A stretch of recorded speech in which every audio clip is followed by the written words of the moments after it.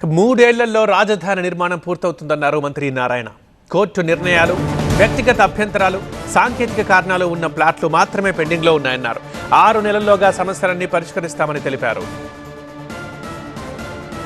నారాయణ ఇంకా ఏమన్నారు? పూర్తి సమాచారం మా అసోసియేట్ ఎడిటర్ ఈశ్వర్ అందిస్తారు. ఈశ్వర్, అమరావతి రైతుల సమస్యల పరిష్కారానికి ఏర్పాటైన 3 కమిటీ కేంద్ర మంత్రి పెమ్మసాని, మంత్రి నారాయణ, అలాగే తాడికొండ ఎమ్మెల్యే శ్రవణ్ కుమార్ల నేతృత్వంలో ఏర్పాటైన కమిటీ ఈరోజు రెండోసారి సమావేశమైంది. సార్, మేము ఇక్కడ చూసిన తర్వాత దాదాపుగా 98% రిజిస్ట్రేషన్లు అయ్యాయి, లేకపోతే మిగతా చాలా చిన్న చిన్న సమస్యలు కనిపిస్తున్నాయి.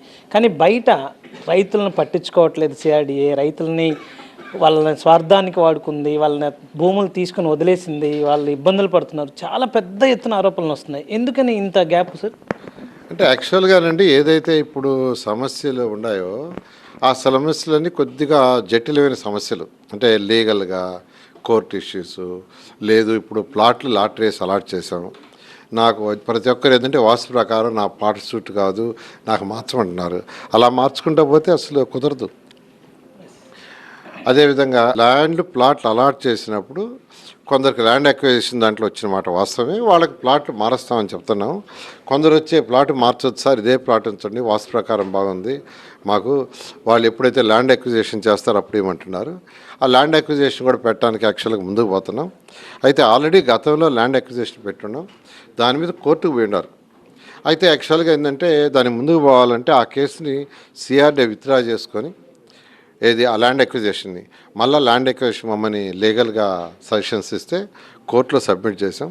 రేపు ఫ్రైడేకి యాక్చువల్గా హీరింగ్కి వస్తుంది. ఫ్రైడేకి వచ్చినప్పుడు యాక్చువల్గా ఏంటంటే అది విత్డ్రా అయితే ఇమీడియట్గా ల్యాండ్ అక్విజిషన్కి పోతాం. ల్యాండ్ అక్విజిషన్కి పోయినప్పుడు ఏదైతే ల్యాండ్ వస్తుందో ఆ ల్యాండ్ని యాక్చువల్గా అదే కావాలంటే ప్లాట్లోకి ఇస్తాం, లేదంటే మార్చి ఇవ్వడం జరుగుతుంది. వర్క్స్ చాలా వేగవంతంగా జరుగుతున్నాయండి. సీడాక్స్ రోడ్డు కానీ, ట్రంక్ రోడ్స్ కానీ, లేఅవుట్స్ రోడ్స్ కానీ, బిల్డింగ్స్ కానీ, ఐకానిక్ బిల్డింగ్స్. గత 4 నెలలు వర్షాలు ఎక్కువ ఉండటం వల్ల వర్క్ జరగలేదు సరిగా, అది వాస్తవమే. మనం కూడా వాళ్ళని ప్రెషర్ పెట్టలేం. అయితే ఇప్పుడు వర్క్ యాక్చువల్గా all roads, all trunk roads, all layouts, everything అనుకున్న ప్రకారం యాక్చువల్గా 3 సంవత్సరాల్లో అమరావతి కంప్లీట్ అవుతుంది. అమరావతికి సంబంధించి పార్లమెంట్లో మెన్షన్ చేయాలన్న డిమాండ్ రైతుల నుంచి ఎక్కువ కనిపిస్తుంది. ఎందుకంటే అలాంటి మెన్షన్ చేయడం వల్ల భవిష్యత్తులో ఇబ్బంది ఉండదన్నది, తర్వాత వాళ్ళకి కొంత భరోసానిచ్చే ప్రయత్నం జరగాలన్నది.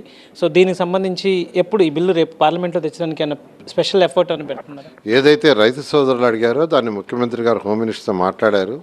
అందులో లీగల్ కూడా క్లియర్ అయిందని ఇప్పుడే గౌరవనైన కేంద్ర మంత్రి చంద్రశేఖర్ గారు చెప్పడం జరిగింది.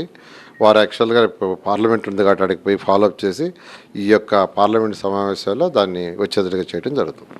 Thank you sir. ఇప్పుడు ప్రస్తుతం ఉన్న సమస్యలు చాలా అంటే అనేక లీగల్ ఇష్యూస్ వల్ల కావచ్చు, లేకపోతే మిగతా వాటికి సంబంధించి కావచ్చు, అమరావతికి పార్లమెంట్లో మెన్షన్ చేయడం లాంటి అంశాల మీద ప్రత్యేకమైన దృష్టి పెడుతున్నట్టుగా మంత్రి నారాయణ చెప్తున్న నేపథ్యం అయితే కనిపిస్తుంది. నరసింహతో ఈశ్వర్, TV9 అమరావతి నుంచి.